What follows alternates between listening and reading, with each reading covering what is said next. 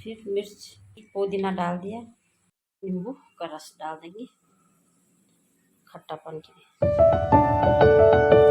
ये डाल दें प्याज,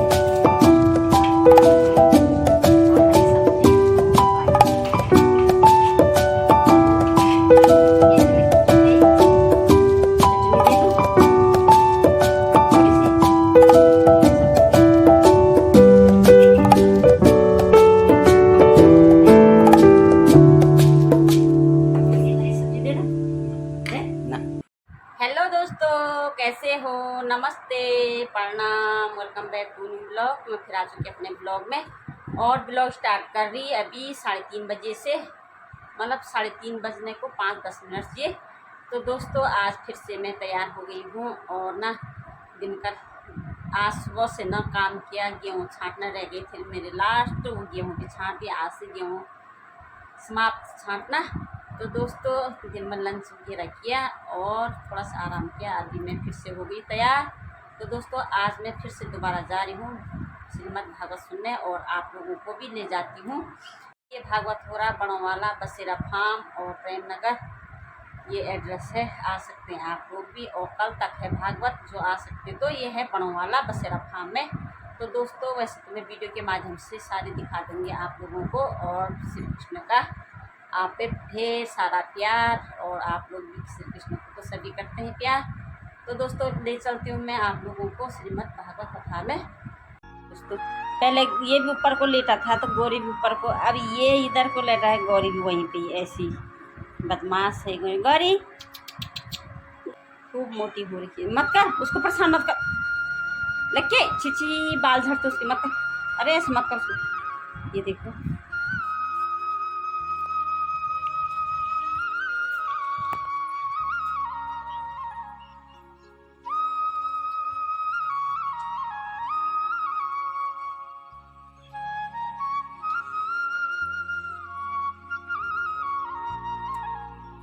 तो दोस्तों मैंने ना इतने फूल भी निकाल दिए हैं, और ये है मेरी फुलवाड़ी जहाँ से मैं रोज़ फूल लेती हूँ। ये देखो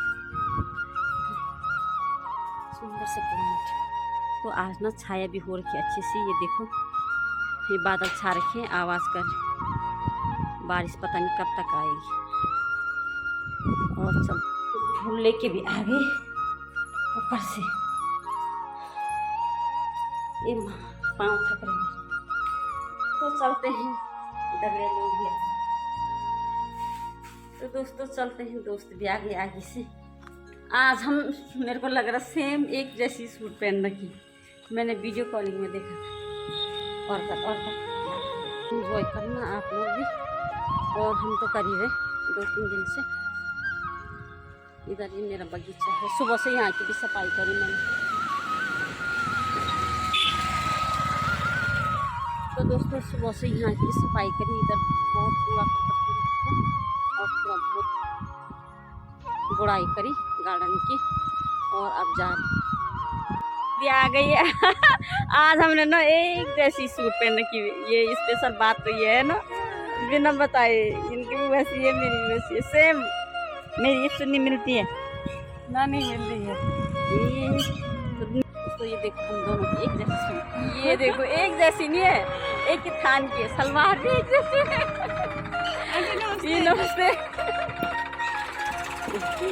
दीदी की गाय भी आगे से आज हम दोनों हैं। आंटी पता नहीं आई थी, चले गई। एक आंटी चले गई, तुम्हारी पता नहीं।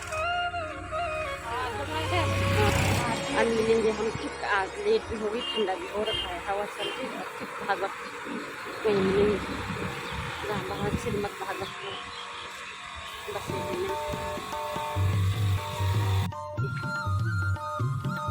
ये यहाँ पे है राजधानी नर्सरी।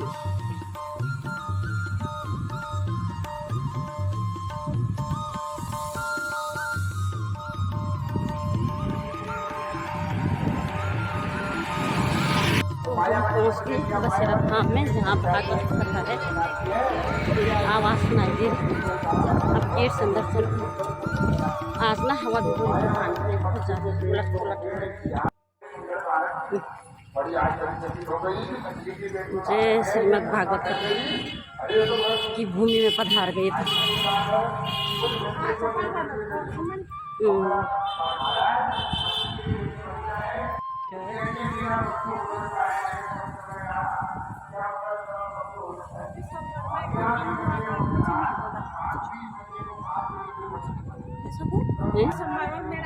तो दोस्तों ये पहुंच गए, भक्त लोग भी आ गए। कोई झूठ बोलना है तो पाप नहीं लगता है। दूसरा कर्म विवाह का, कहीं पर विवाह की बात है, मान्य जो करना बीच में जो शादी कराते हैं वो झूठ बोलते हैं, उनको पाप नहीं लगता। तीसरा नृत्य कमाई करने के लिए जैसे सब्जी के दुकानदार आदि करते हैं, झूठ बोलते हैं कि 3 दिन की दासी उसके पिताजी है, उनको पाप नहीं लगता है। प्राण संकटे, जिसके प्राण संकट में झूठ बोलने से पाप नहीं लगता है। वो ब्राह्मणी हिंसायाम, ब्राह्मणों के गाय नहीं लगता है। तो शास्त्र में पहला क्या कहा है, कोई गुप्त मार्ग है, स्त्रियों से भी अगर छुपानी पड़े तो स्त्रियों से झूठ बोल दो, उस बात को बदल दो। अब क्यों बदल दो? क्योंकि स्त्रियों को श्राप है, तुम्हारे मन में कोई बात नहीं थी। स्त्री का हृदय क्या होता है, बड़ा कोमल होता है ना। कभी तुम देखना, अगर हंसते हंसते पीछे में डरा डाल कर दिया, तर्पण बिना कोई के तर्पण नहीं होता, क्योंकि 3 दान करने से यमराज के दूत प्रसन्न होते हैं, गरुड़ पुराण में आता है। और जिस चीज में 3 दान करके हम पितरों के निमित्त देते हैं, तो यमराज के दूत उसको नहीं खा पाते। और खाली दे दी हमने, तिल नहीं डाला, पितरों का काम करके दे दिया, तो यमराज के दूत मार्ग में ही खा देते हैं। क्योंकि तिल दान करने से यमराज के दूत प्रसन्न होते हैं। और तिल दान करके जो पितरों के निमित्त जल दिया जाता है, अन्न दिया जाता है, पायस माने खीर आदि दी जाती है, तो वो हमारे पितृ तृप्त होते हैं। और पितृ जब तृप्त होते हैं तो पितृ क्या क्या देते हैं, 6 चीजें देते हैं। पितृ की पूजा करते हैं ना, मृतक में आयु प्रजा धनम विद्याम स्वर्ग मोक्ष सुखाम च प्रिय चंद्रोधना राज्यम प्रेरणा पिता पितामह आयु पुत्रा यशः स्वर्गम कीर्ति पुष्टि श्रियम पशु सुखम धनम धान्यम प्राप्नुयात् पितृपूजनम। पितृ जब तृप्त होते हैं तो इसलिए वो कहती है कि बेटा यह कौन है। जब भगवान सूर्य जब वो अधिरथ सूद की कोई संतान नहीं थी, तो तीर्थ में अपनी पत्नी राधा के साथ पिंडदान किया। जैसे पिंड की पूजा की उसने क्या देखा, एक बक्सा बह के आ गया, तो बक्से को पकड़ा तो बक्से के अंदर बच्चा था। इतना प्रसन्न हो गया, कहते हैं महाराज मैंने अवस्था में जिसका जन्म हो जाता है उसको कालीन कहते हैं, माने कर्ण की द्वारा उत्पत्ति हुई, इसलिए उसका नाम कर्ण पड़ गया। क्योंकि कर्ण कोई और नहीं, तुम्हारा ज्येष्ठ भैया। एक पिंड कर दो। तो धर्मराज युधिष्ठिर ने कहा, माँ इतनी बड़ी बात तुमने हमसे छिपाई, महाभारत युद्ध होने से पहले एक बार बता देते कि कर्ण मेरा अपना पुत्र हमारा भैया है। तो ऐसे महाराज जी कर्ण को भैया हम नहीं होते, इतनी बड़ी बात हमने छिपाई, इन्हें मैं भगवान का आशीर्वाद समझ के आप लोग स्वीकार करिएगा। और कहीं अगर कोई बुरा हो गया है तो मेरी गलती समझ के माफ करना। और किसी का एक खाने का गिरा है, सोने का है, पता नहीं कैसा है, हमारा मन करना हाथ लगाने का। सोने का है, देखो कैसा है,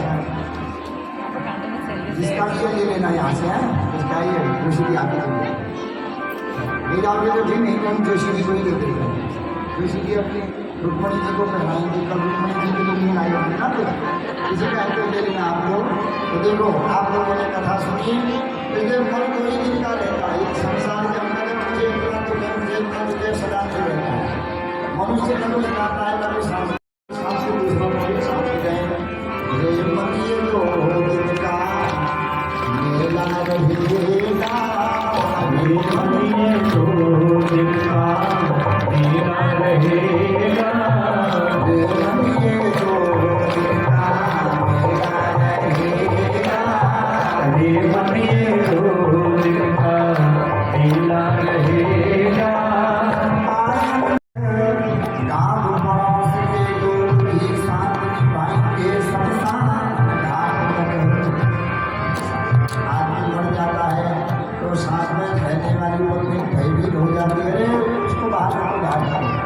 वही मकान बनाएगा, वही जमीन लेगा, पर पड़ जाता है तो उसी समय बाहर कर देते, निकालो निकालो निकालो। सोना चांदी रखा जाता है,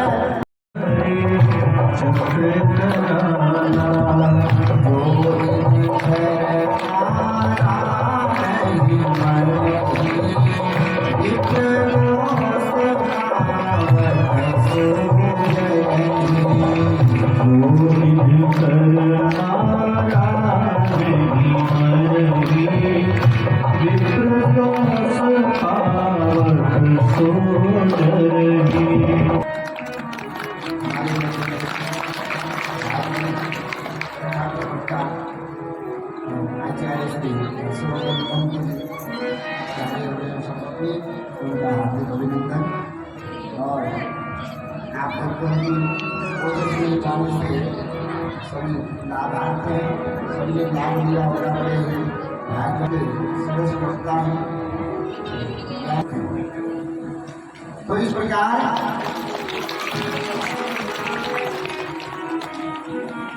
भगवान कहते देखो भैया अपने बच्चों से, देखो इसने अपमान जानबूझकर नहीं हुआ, फिर भी ऐसी गलती जो है नरक जाना पड़ा, उसका वंश कोई बचा ही नहीं सकता है।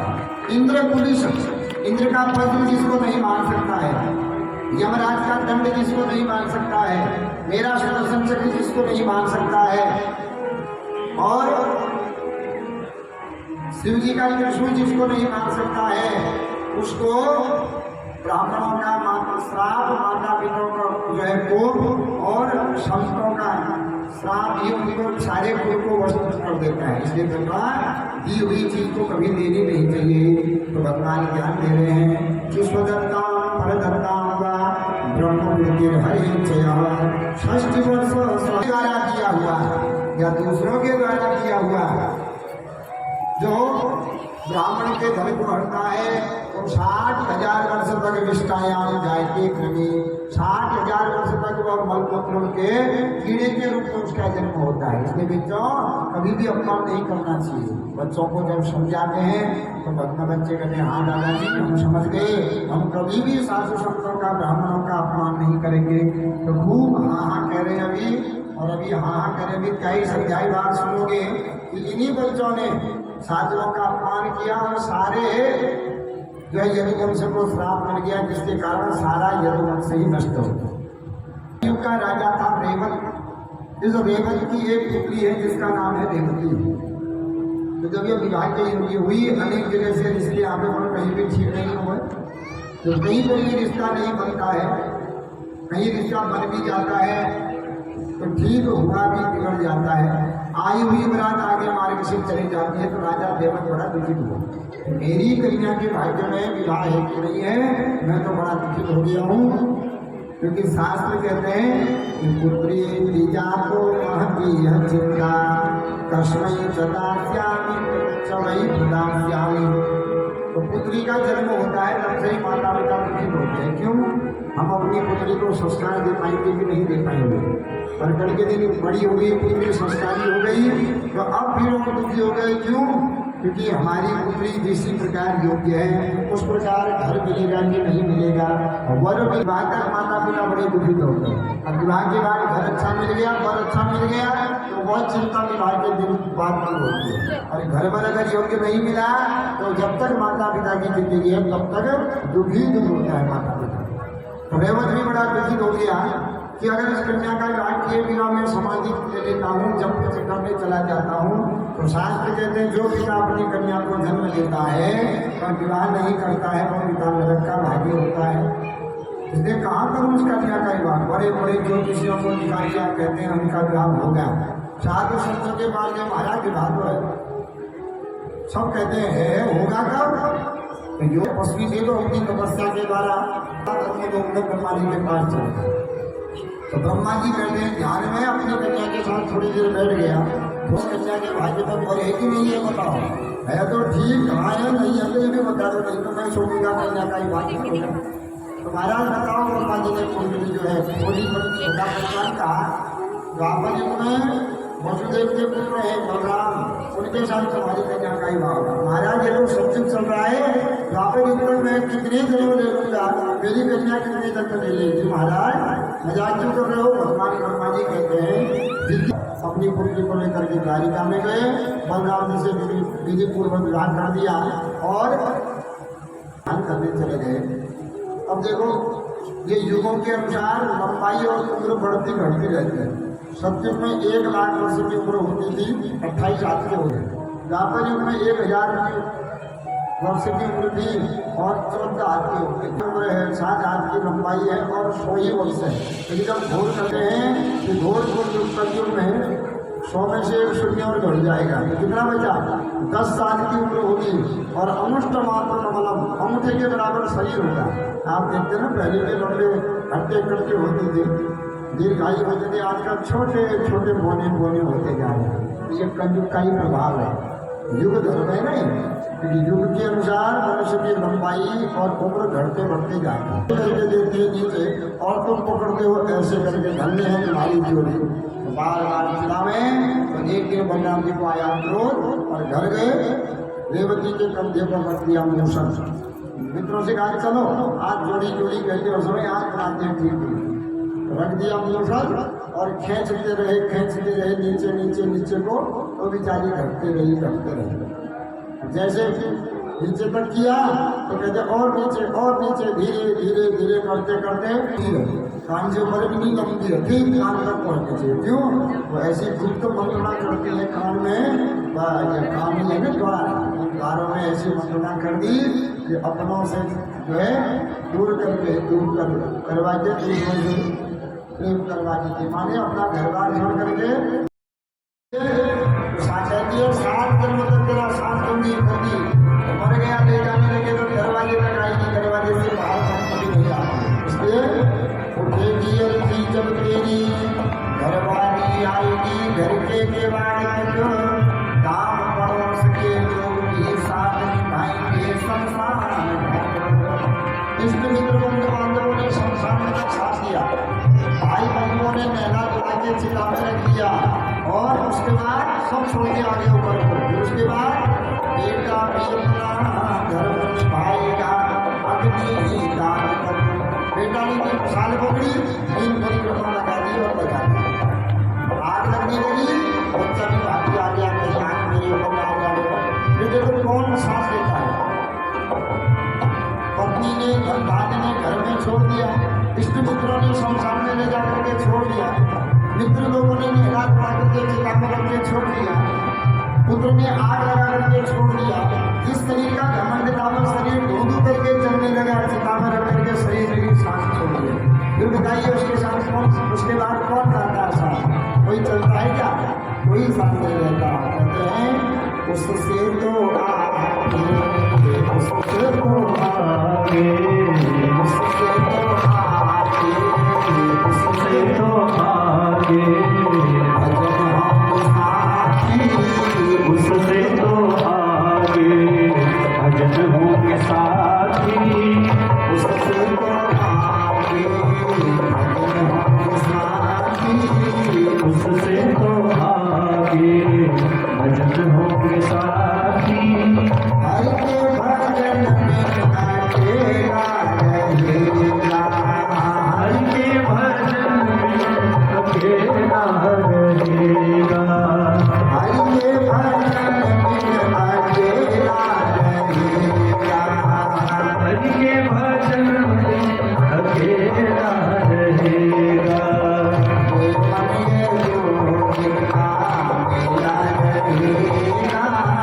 ये मनिए जो जिनका मेला रहेगा, कायम न जग का भजेला रहेगा कायम न जग का भजेला रहेगा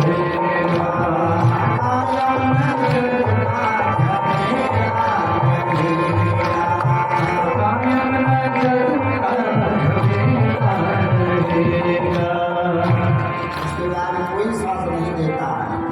तो दोस्तों आज भी हमने देखो 7:30 हो गई, यहीं अभी आ रही है और यहीं से हम मंडी जाएंगे। झोला भी मंगा रखा है।